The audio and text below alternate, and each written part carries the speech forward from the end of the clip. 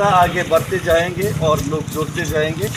ऐसे हम लोग का मंजिल आगे और भी हम लोग अपना छोटा छोटा स्टेप से आगे बढ़ते जाएंगे अपने मंजिल की तरफ। और आज हम लोग नौगांव में हम लोग रहेंगे। नौगांव का हमारा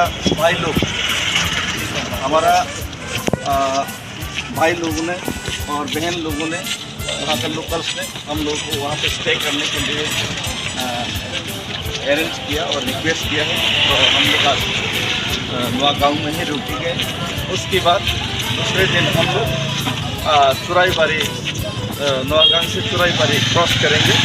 तो मैं रिक्वेस्ट करता हूँ सब लोगों को एटलीस्ट त्रिपुरा क्रॉस करने से पहले सब त्रिपुरावासी को चुराईबारी तक ज़रूर रहना चाहिए और सॉलिडेरिटी दिखाना चाहिए कि हम लोग त्रिपुरा सब लोग अपना हक के लिए, अपना अधिकार के लिए हम लोग यूनाइटेड हैं।